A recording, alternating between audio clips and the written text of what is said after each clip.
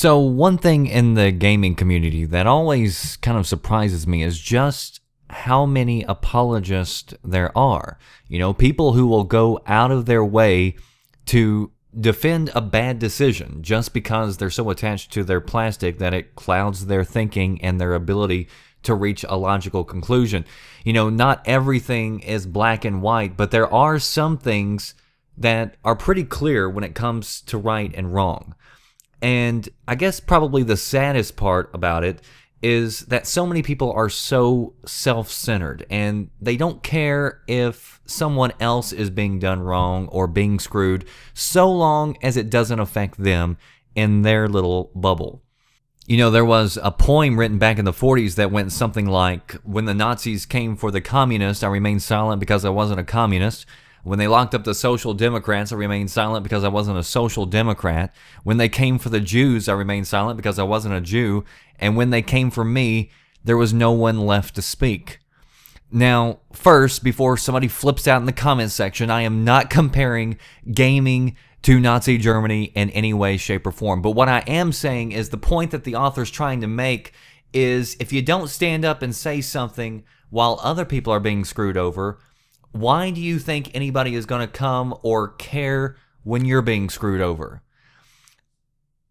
I don't care about sports games or that genre for the most part. You know, I'll play one once in a blue moon and I might enjoy it, but I haven't really enjoyed a sports game in a really long time. And the one sport that I do somewhat enjoy is baseball, and I haven't even watched that in a few years. But one topic that I did the other day, it really surprised me just how many people were willing to defend a terrible policy. And I told you about how Sony and MLB 14 The Show was shutting down servers only 13 months after the release of this game because the new MLB The Show is getting ready to release. And almost as soon as the video went live, people were like, you know, doesn't this always happen? You know, why is it a big deal now? And another thing that bothers me is people who don't listen. Because in the video, I said that they didn't take down MLB 13 The Show servers until 20 months after release. So they went from 20 months to only 13 months. And then people started saying, well, 2K is doing it too, as if being screwed by two companies makes it better. Well, here's a story for you, somewhat of an update. And it is true that NBA 2K14 servers were going to be shut down 14 months after release. And the fans were pissed. They didn't lie down and say, well, you know, not many people are going to still be playing NBA 14 when NBA 15 comes out. They didn't say, well, I guess we should just get used to getting bent over and having it shoved in. They didn't say, well, I guess since Sony's screwing MLB fans, I guess that makes it somewhat okay. No, they let it be known that they were pretty pissed off. And they let it be known to 2K that this was a horrible policy to charge $60 for a game and then cut the servers off barely a year after release. And now 2K has responded. And the NBA 2K14 servers are back online.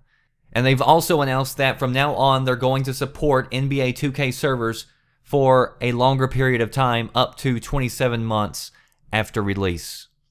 Which, you know, honestly still isn't as good as some sports games from EA where you can jump on and play games from, you know, several years ago, but at least it's something.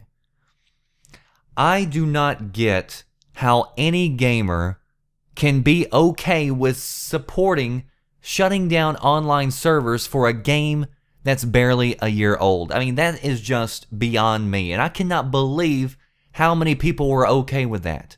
I don't care if you don't play it. I don't care if there's only 1,000 people left online. Those were 1,000 people who paid for this product. There are tons of games that are years old, several years old, decades old, that still have their servers online.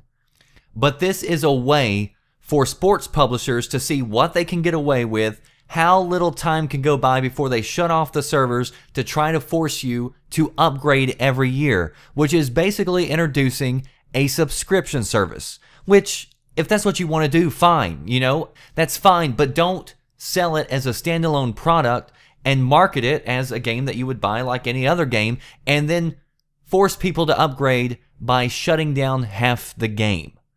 It's shady, and it's also a bad business decision. And honestly, I expect a little more, especially from companies like Sony, where you're paying a subscription service already to keep servers online, supposedly. And you better believe that if Microsoft was shutting down a game they published a year after release, I'd be chewing their ass up as well. Apologists are on all platforms, and they're on all sides. And at least 2K listened and is attempting to change something. Whether you play a game or not is irrelevant. Whether you like a genre or not is irrelevant. Whether people are moving on to the next game is irrelevant. Right is right, and wrong is wrong. And shutting down servers a year after release is dead wrong. And it's also anti-consumer. That's a fact. Are you listening? Damn.